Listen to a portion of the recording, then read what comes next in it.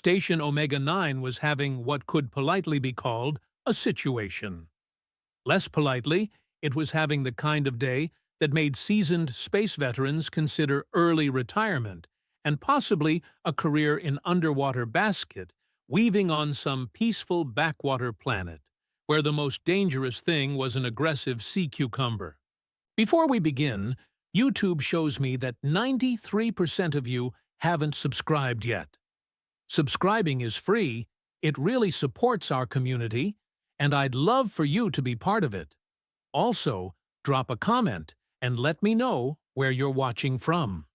The station hung in the void like a metallic middle finger extended toward the universe, orbiting a contested border planet that nobody particularly wanted to claim, which made it the perfect location for housing things nobody else wanted to deal with. And, oh, did they have things nobody wanted to deal with. 8 of them, to be precise. 8 furry, fanged, absolutely feral bundles of what could generously be called youthful exuberance, but more accurately described as weaponized mayhem. The Velthani cubs had been terrorizing the station for 3 weeks now, and today was shaping up to be their magnum opus of destruction. Zoe! The bellow echoed through the corridors like the dying cry of some prehistoric beast, which wasn't entirely inaccurate given that Station Commander Wade had the vocal cords of a wounded rhinoceros and roughly the same temperament. Zoe winced, pausing in her attempt to coax Little Claw out from under a maintenance panel where the smallest cub had wedged itself after the morning's incident. The incident in question had involved the cafeteria, a vat of synthetic protein paste, and what could only be described as a coordinated assault on breakfast that would have made military strategists weep with envy. "Coming!" she called back, though she made no immediate move to abandon her post. Little Claw's enormous amber eyes peered out from the shadows, pupils dilated with fear. The cub's fur, what should have been a magnificent silver and black striped coat, was matted with cafeteria debris. And goodness knew what else. You see, here's the thing about Velthani cubs that the Galactic Child Welfare Handbook conveniently failed to mention. They were apex predators in adorable, fluffy packaging. Their adult forms could tear through reinforced hull plating with their bare claws, hunt in perfect silence across 3 different atmospheric compositions, and had reaction times that made professional fighter pilots look like they were moving through molasses. The cubs retained all of these charming characteristics while possessing exactly 0 impulse control and the emotional regulation skills of a sugar-high toddler with abandonment issues, which brought us to the grooming problem. "Little Claw," Zoe murmured, crouching down to peer under the panel. "It's okay. Nobody's going to hurt you." The cub's response was a low, rumbling growl that would have been adorable if it hadn't been accompanied by the sight of needle-sharp teeth. Zoe had learned through painful experience that those teeth weren't just for show. "Zoe! Get your backside to my office, now!" The bellow caused Little Claw to scramble deeper into the maintenance shaft, a feat of physics that shouldn't have been possible given the cub's size, but apparently terror was an excellent motivator for dimensional flexibility. Zoe sighed and straightened up, brushing synthetic protein paste from her uniform. The paste had achieved a consistency somewhere between industrial adhesive and regret, and it clung to everything it touched with the determination of a bureaucrat defending their pension. She made her way through corridors that looked like they'd been decorated by someone with a deep and abiding hatred for both aesthetics and human happiness. The station's interior design could charitably be called utilitarian, and more accurately described as what happens when you let engineers loose without adult supervision. Wade's office sat at the station's administrative hub, surrounded by enough security doors and checkpoint scanners to make a paranoid dictator feel cozy. This wasn't because Wade was important, though he certainly thought he was, but because the office also served as the primary control center for the station's life support systems. The designers had apparently decided that if you were going to have a catastrophic life support failure, you might as well have it happen while someone was filling out paperwork. Zoe palmed the entry scanner and winced as the door slid open to reveal Wade in all his glory. Station Commander Wade was the kind of man who looked like he'd been assembled from spare military parts. Regulation haircut, regulation scowl, regulation stick permanently lodged in a regulation location. He'd probably been born wearing a uniform and emerged from the womb demanding to see someone's identification. "Ah, there she is," Wade said without looking up from his tablet. "Our resident child whisperer. Tell me, Zoe, what fresh hell have your little angels unleashed upon my station today?" "They're not my—" "The cafeteria is closed indefinitely," Wade continued, as if she hadn't spoken. "The protein synthesis unit will need complete replacement. 3 maintenance staff have submitted requests for hazard pay, and—" He finally looked up, his eyes the color of disappointment and strong coffee. "Inspector Lucy from Galactic Child Services is arriving in 6 hours for an unscheduled evaluation." Zoe felt her stomach perform a maneuver that would have impressed an aerobatics pilot.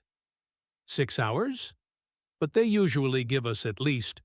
"Apparently," Wade said, "someone filed a complaint about our unconventional child care methods and potential safety hazards." He made air quotes with the kind of enthusiasm usually reserved for discussing fungal infections. "I can't imagine who might have done such a thing." They both knew exactly who had done such a thing. Dr. Grimby from the medical wing had been campaigning for the Cubs' removal since day one, arguing that they posed an unacceptable risk to station personnel and infrastructure. Dr. Grimby was the kind of person who probably considered smiling a security breach and fun a violation of several health codes. "Wade, you have to understand." "No, Zoe, you have to understand." Wade stood up, which was always a mistake, because he was approximately the size and shape of a residential building. "These cubs have been here for 3 weeks. 3 weeks of chaos, destruction, and what I can only describe as psychological warfare. The other day, I found Fangtooth in my quarters, sitting on my bed, just staring at me while I slept. They're traumatized children. They're predators." Wade slammed his hand on the desk, causing his coffee mug to jump and spill its contents across several important-looking documents. "Predators who refuse to follow the most basic hygiene protocols. Do you know what Inspector Lucy is going to say when she sees 8 matted, feral cubs running around like they own the place?" Zoe did know, actually.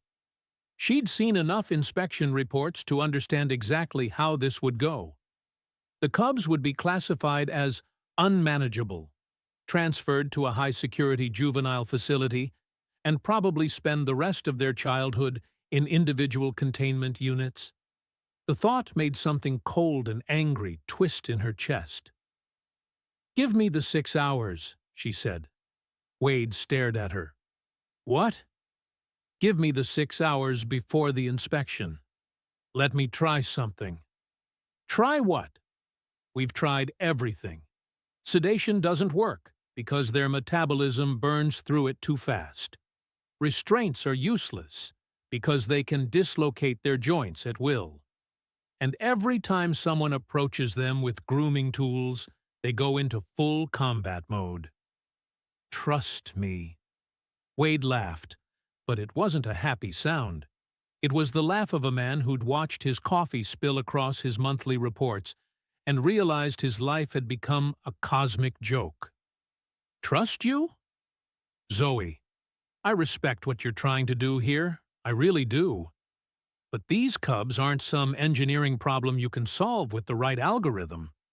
They're living beings with instincts we barely understand. Exactly, Zoe said. They're living beings, not problems to be solved or obstacles to overcome.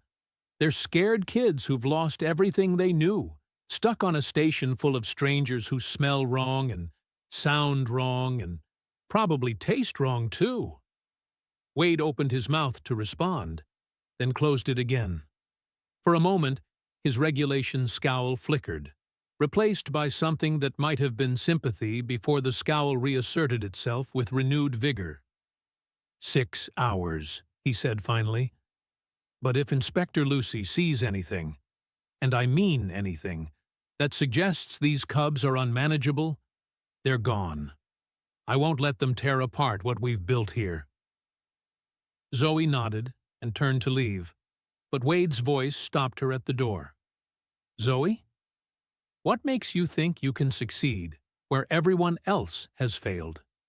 She paused, thinking about Little Claw's frightened eyes, about Fangtooth's desperate need to protect the pack even when there was nothing to protect them from, about the way Stormleap would position themselves between the smaller cubs and any perceived threat. Because, she said, I used to design weapons. I know what it looks like when something is built to destroy. And these cubs? They're not destroyers, Wade. They're just scared. She left Wade staring after her, probably wondering if he'd just made the biggest mistake of his administrative career, which, knowing Wade, was saying something. The corridor outside Wade's office was mercifully quiet, but Zoe knew it wouldn't last. Somewhere on this station, 8 young predators were probably planning their next assault on civilization as they knew it. The smart thing would be to go find them, attempt some sort of damage control, maybe try to convince them to at least pretend to be civilized for the next 6 hours. Instead, she found herself walking toward her quarters, an idea forming in her mind like a dangerous chemical reaction. It was stupid. It was probably doomed to failure. It definitely violated about 15 different childcare protocols.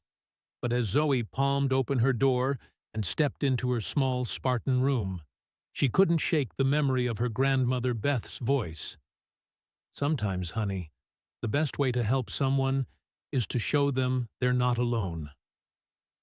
Beth had been talking about the injured animals they'd cared for when Zoe was small. Broken-winged birds, abandoned kittens, the occasional raccoon with an attitude problem. But the principle was the same, wasn't it? Zoe sat on her narrow bunk and stared at the military-issue maintenance kit sitting on her desk. Inside that kit, among the standard tools and diagnostic equipment, was an old comb she'd inherited from Beth.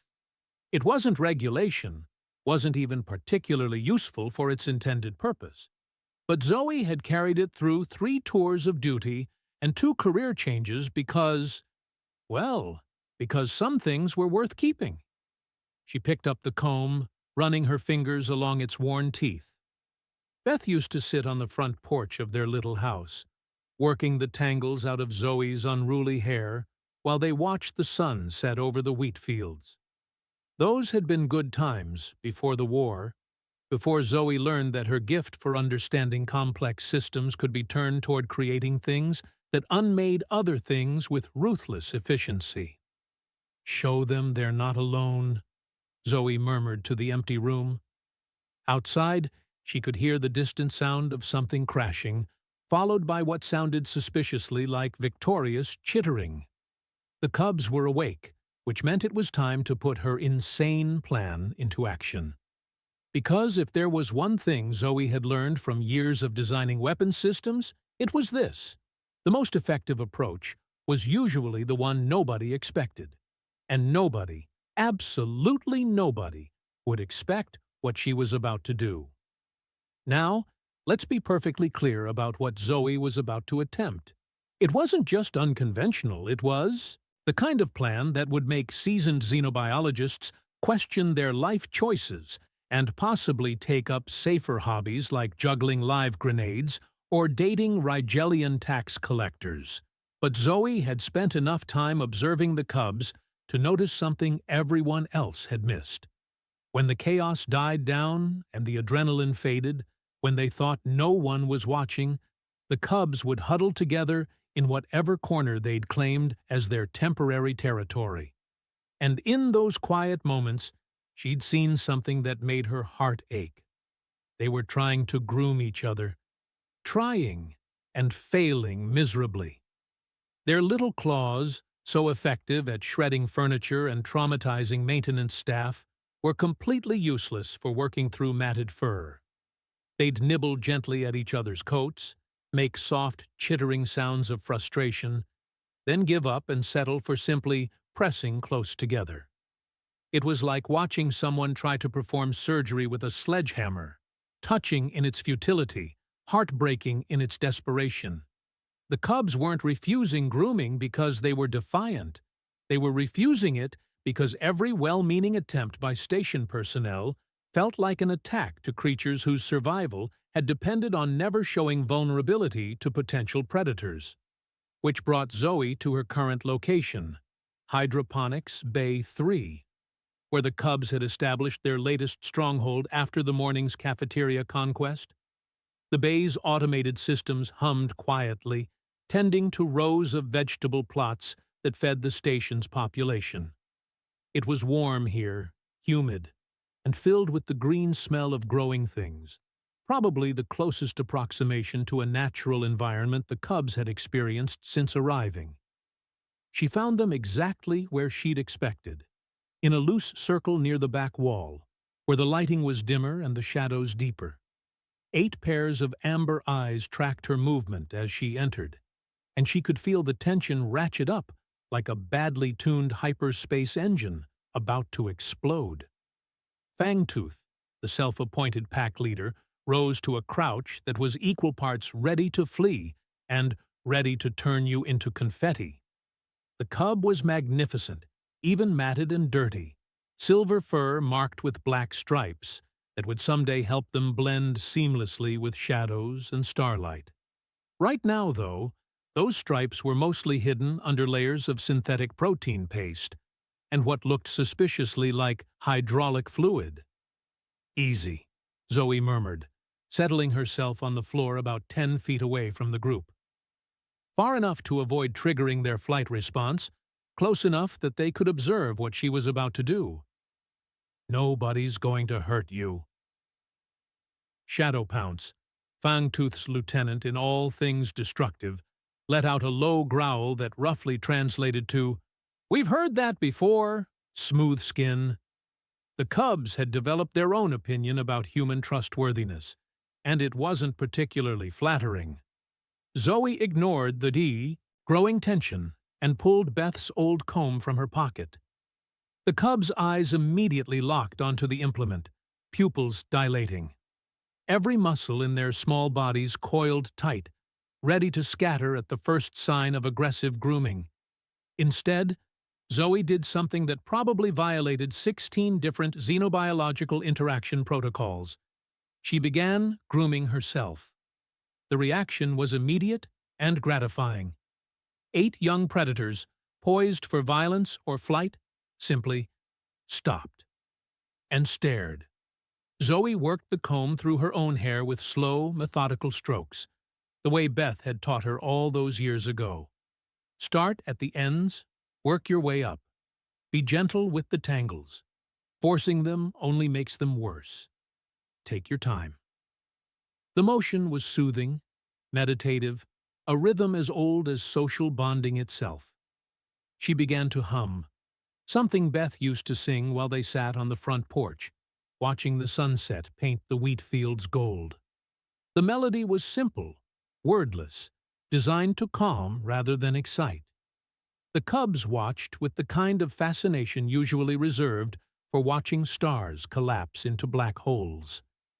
Here was this strange, soft creature, voluntarily making herself vulnerable, performing an act of self-care that required lowering her guard completely. It was either the bravest thing they'd ever seen, or the stupidest. Wind Dash, the most energetic of the group, took a cautious step forward. The movement caused Fangtooth to issue a warning chirp, but Wind Dash ignored it, creeping closer with the kind of careful grace that suggested they'd been practicing stealth since before they could walk. Zoe continued her grooming ritual, apparently oblivious to her audience. The comb moved through her hair in steady strokes, catching the light from the hydroponic lamps. She varied her technique, sometimes long, slow passes from crown to tip, sometimes focusing on a particular section that had tangled during her morning encounter with synthetic protein paste. Star Hunt, whose curiosity had gotten them into more trouble than the rest of the cubs combined, began to inch forward as well. Their amber eyes were fixed on the comb's movement with the intensity of a targeting computer acquiring a lock. "It's just grooming," Zoe said softly, never breaking rhythm. "Nothing scary, nothing that hurts, just taking care." Night Prowl, the quiet observer of the group, made a soft sound, not quite a chirp, not quite a purr. It was the first non-aggressive vocalization any of them had made around station personnel, and Zoe felt something warm and hopeful flutter in her chest. The cubs began to relax by degrees. Fangtooth settled back on their haunches, though they remained alert.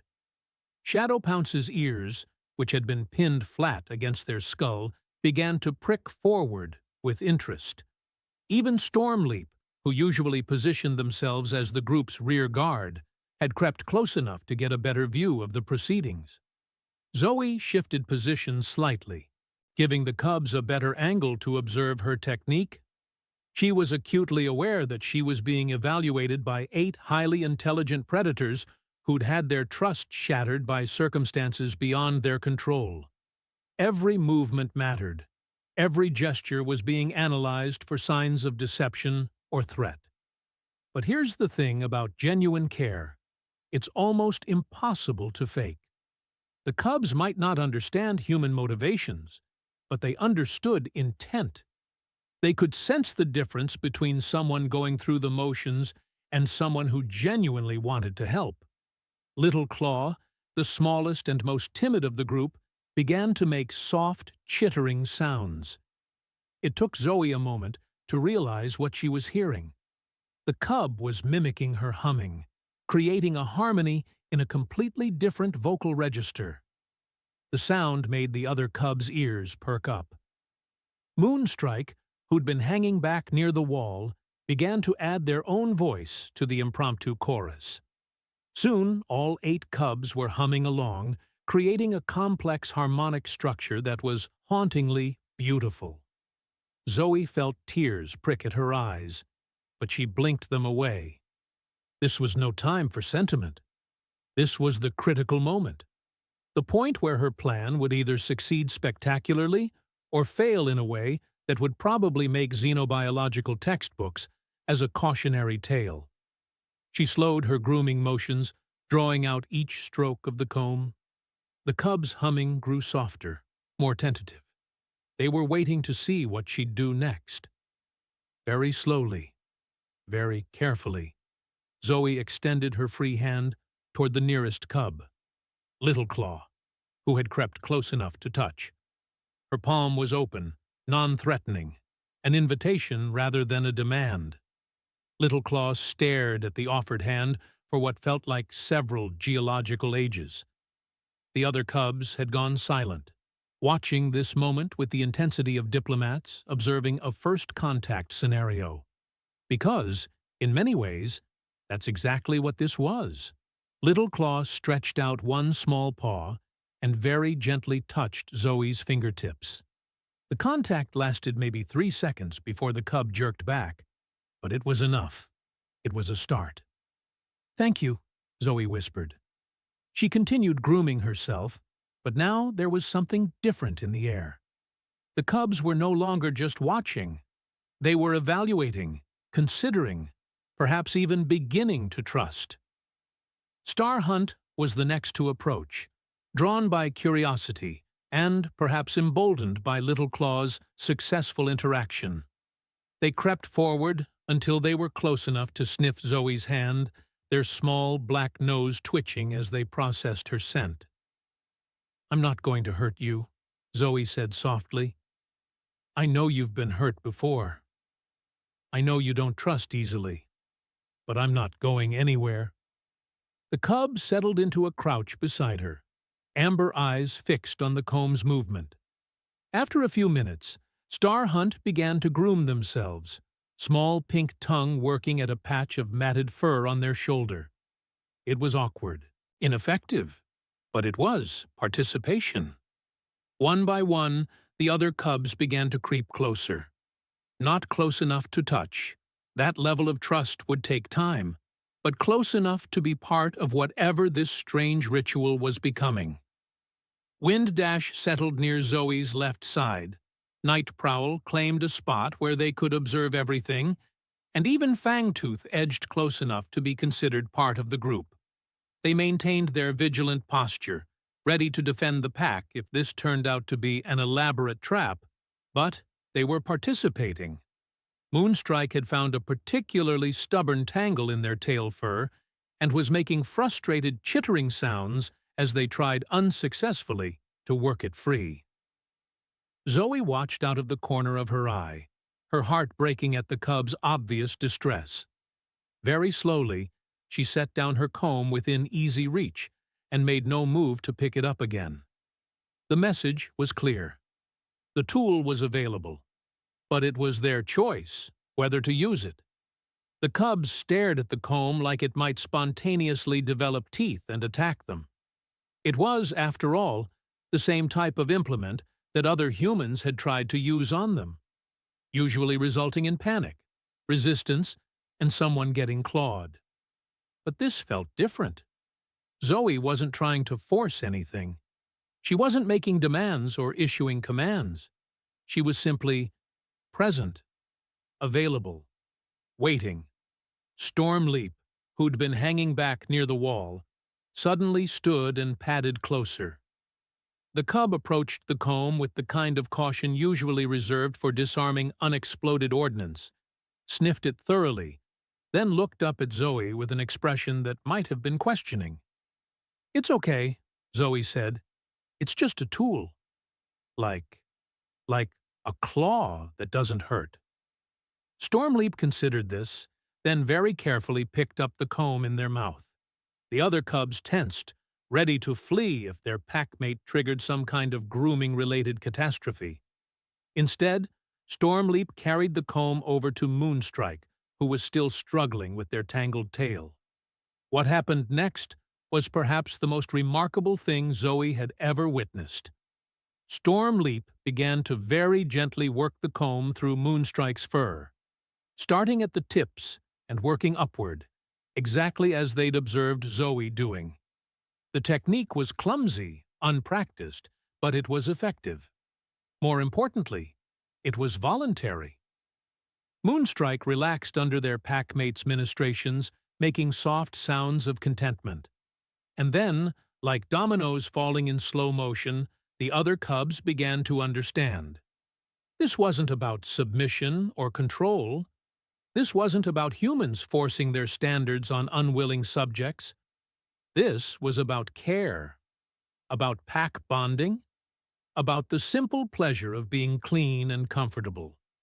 Little Claw was the next to request grooming, settling beside Zoe and making soft, chittering sounds. When she reached for the comb, the cub didn't flinch or flee. They leaned into her touch, purring like a tiny engine. Within minutes, what had started as Zoe's desperate gambit had transformed into something beautiful. A grooming circle where cubs took turns caring for each other, with Zoe as a participating member rather than an authority figure. Even Fangtooth, the proud pack leader, eventually submitted to having their magnificent coat properly maintained.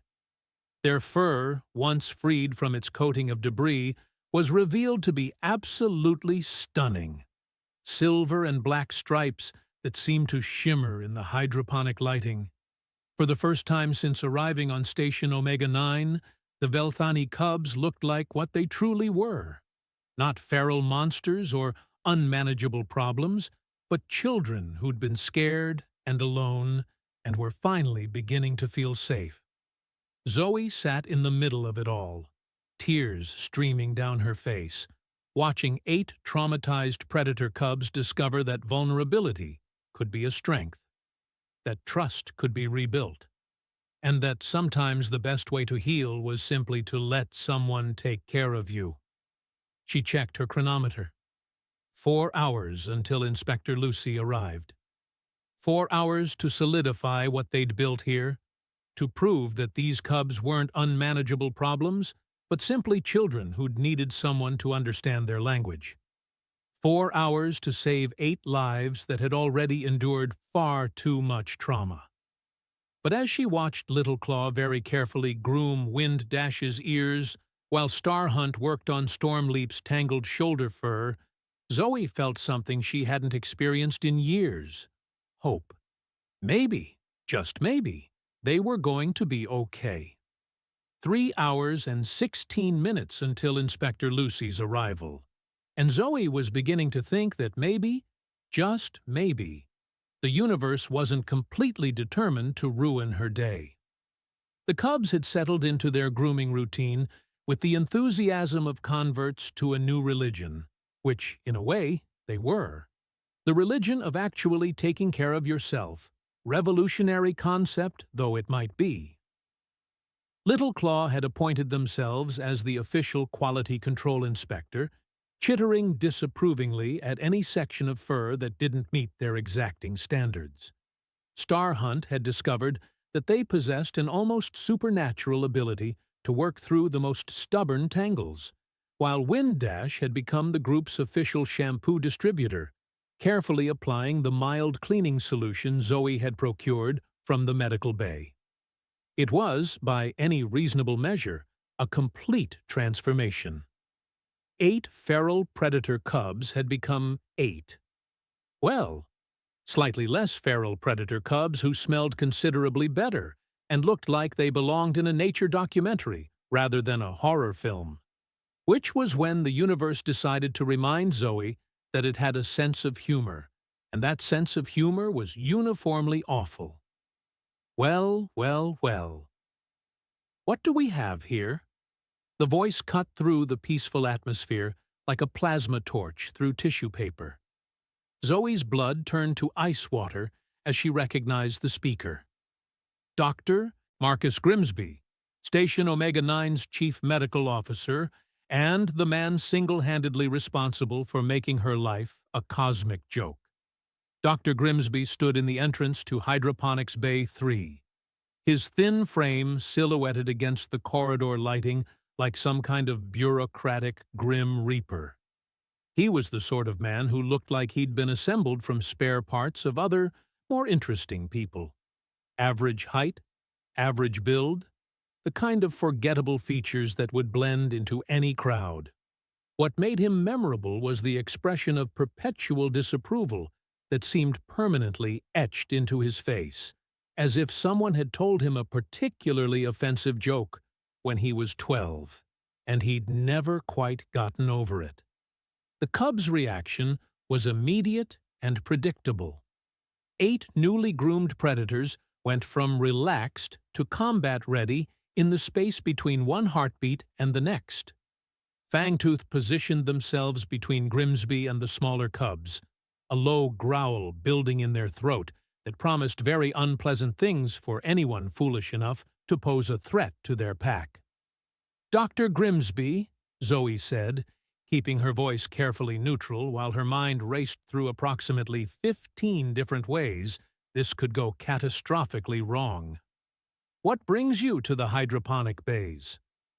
"Oh, I think you know exactly what brings me here," Grimsby replied, stepping into the bay with the kind of careful precision that suggested he'd rather be anywhere else in the galaxy. "I received reports of unusual sounds coming from this section." Imagine my surprise when I investigated and found our resident child care specialist conducting unauthorized therapeutic interventions with dangerous alien predators. They're children. They're weapons, Grimsby cut her off, his voice rising slightly. The cubs tensed further at the hostile tone, and Zoe could practically feel the situation teetering on the edge of complete disaster. Biological weapons that some misguided bureaucrat decided to dump on our station. And you? He pointed an accusatory finger at Zoe. You're enabling them. Stormleap, who'd been quietly grooming Night Prowl's shoulder, suddenly went very still. Their amber eyes fixed on Grimsby with the kind of intensity that made seasoned hunters check their life insurance policies. Something in the cub's posture suggested they'd heard words like weapon before, and the memories associated with those words weren't pleasant. Doctor, Zoe said carefully, perhaps we could discuss this elsewhere. No. Grimsby took another step into the bay, and Zoe noticed he was holding something behind his back. I think it's time these creatures learned that their reign of terror is over. I've taken the liberty of preparing a mild sedative that should keep them manageable until Inspector Lucy arrives. He produced a hypo spray from behind his back, and the cub's reaction was instantaneous and violent. 8 young predators that had spent the last few hours learning to trust suddenly remembered why trust was dangerous. Fangtooth's growl escalated to something that could have stripped paint, while Shadow Pounce began making clicking sounds that were probably threats in a language Grimsby couldn't understand, but definitely wouldn't have enjoyed translating. Put that away, Zoe said, her voice carrying an edge that would have made her former military colleagues sit up and pay attention. Now. I don't think so, Grimsby replied. These creatures have terrorized this station for 3 weeks. They've caused thousands of credits in damage, injured multiple staff members, and— He never got to finish the sentence, because that was when Little Claw did something that surprised everyone. They spoke. Not in the chittering, growling language the cubs typically used among themselves, but in perfectly clear, if heavily accented, standard galactic. Please don't hurt Pack family. We be good. We be very good. The silence that followed was the kind of profound quiet that usually preceded either enlightenment or catastrophic explosions. Grimsby stood frozen, hypospray halfway to ready position, staring at the smallest cub with an expression of absolute shock. You can talk, he said stupidly. All cubs can talk, Fangtooth said, their voice deeper than Little Claw's, but equally clear. Just scared to talk to Not Pack. Scared of hurt makers. Windash crept closer to Zoe, pressing against her leg like an oversized cat seeking comfort. Zoe not hurt maker. Zoe make safe grooming. Make Pack family clean and good. They could talk this whole time? Grimsby's voice had gone up about an octave, making him sound like a balloon slowly deflating. 3 weeks of chaos and destruction, and they could talk? Could talk, Starhunt confirmed, but hurt makers no listen. Hurt makers only want make still with sharp things. They gestured at Grimsby's hypospray with obvious distaste. Sharp things make sleep hurt, Moonstrike added. Make forget Pack family. Make alone scared. The implications hit Grimsby like a runaway cargo hauler. He'd been advocating for the sedation and separation of children who could understand every word he'd said about them. Children who'd been listening to discussions about their management and containment and had understood exactly what those clinical terms meant. I didn't. Grimsby's face had gone pale. The reports said they were nonverbal, presapient. Reports wrong, Night Prowl said quietly. Or maybe reports lie. Hurtmakers like lies better than truth words. Stormleap, who'd been silent through the exchange, suddenly stepped forward. Their voice was softer than the others, but it carried a weight that made everyone listen. Before Station Place, We live in small cages. Hurt makers take pack parents away, make cubs alone, say we exotic pets for rich peoples, cut our claw tips so no fight back, cut our speak place so no call for help. The cub touched, their throat gently. Speak place grow back, but trust place still broken. Until Zoe makes safe grooming, until Zoe show that some not pack can be maybe pack. Grimsby lowered the hypo spray, his hand shaking slightly. You were in an illegal exotic pet operation? Very illegal, Fangtooth confirmed. Galactic Rangers rescue, bring to station place. But station peoples smell like hurt makers. Sound like hurt makers. So we protect pack family only way we know. By making yourselves too dangerous to approach, Zoe said quietly, understanding flooding through her. By making sure no one could get close enough to hurt you again. Little Claw nodded vigorously. But Zoe, different. Zoe, sit quiet. Make self-grooming. Show vulnerable safe. Show that maybe trust place can heal too. The hydroponic bay fell silent except for the gentle hum of the growing systems. Grimsby stood motionless, staring at 8 children who'd been through horrors he was only beginning to comprehend. The hypospray in his hand suddenly looked less like a medical tool and more like the instrument of trauma it would have been. I've been advocating for your removal, he said finally, his voice barely above a whisper. I've been telling everyone you were dangerous, unmanageable. We are dangerous, Shadowpounce said matter-of-factly. But dangerous, not same as bad. Pack protect pack family. Always protect pack family. Even when pack family includes strange not pack peoples who smell like metal and loneliness, Grimsby asked, and there was something raw in his voice that suggested he understood more about loneliness than anyone had realized. The cubs exchanged glances, conducting one of their lightning-fast, silent conversations. Finally, Wind Dash approached Grimsby with the cautious grace of a diplomat entering enemy territory. Maybe, they said carefully, Hurtmaker Doctor want learn safe grooming too. And that, Zoe realized, was when everything changed.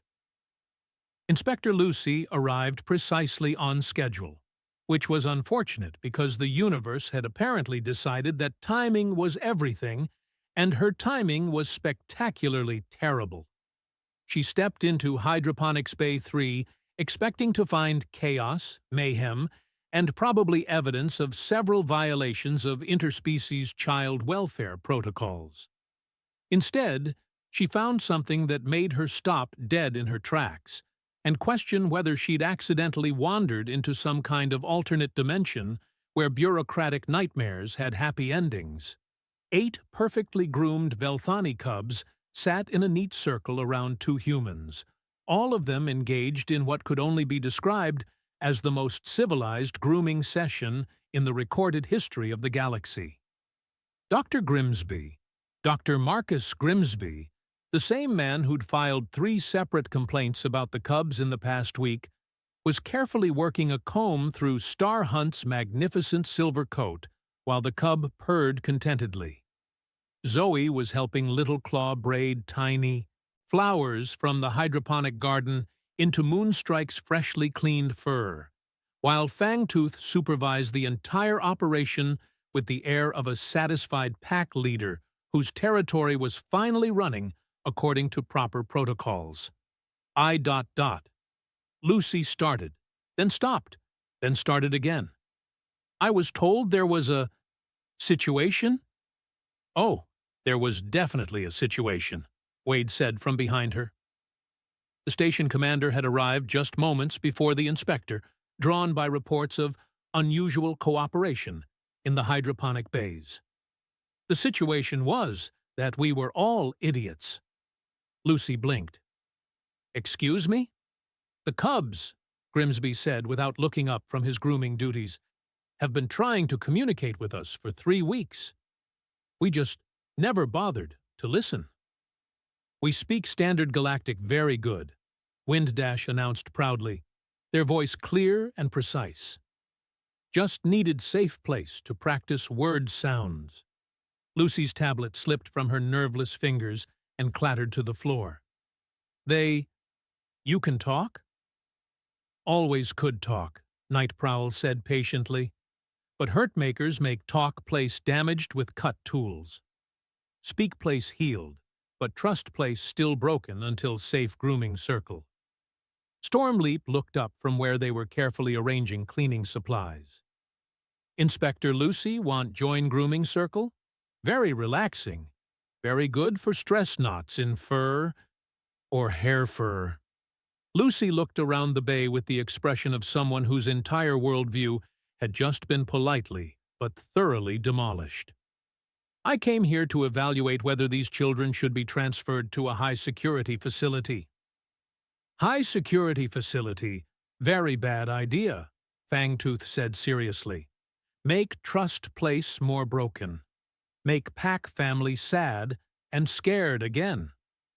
But if you're well-behaved and communicative, why were there so many incident reports?" The cubs exchanged glances.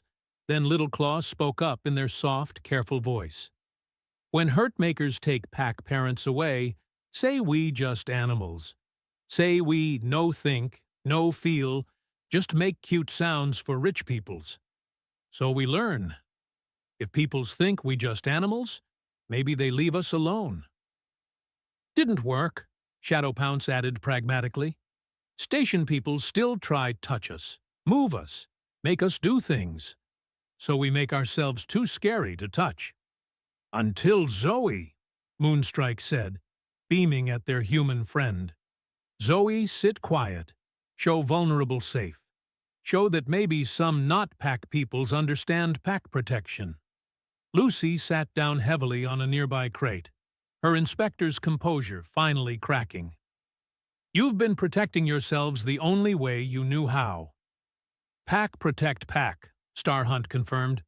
"But now, Pack bigger. Now Pack include Zoe, and maybe Dr. Grimsby, and maybe Commander Wade, and maybe Inspector Lucy, if she want join grooming circle.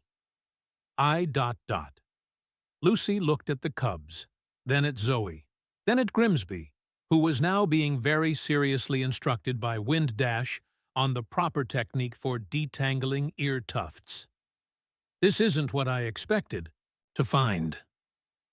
"Best things never are," Wade said quietly.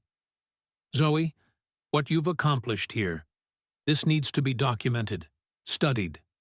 Other stations with traumatized children need to know about this approach." Zoe felt a familiar flutter of anxiety.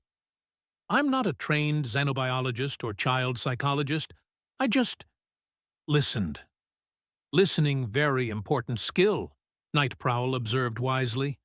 "Most peoples forget how to listen. Too busy making noise sounds with mouth parts."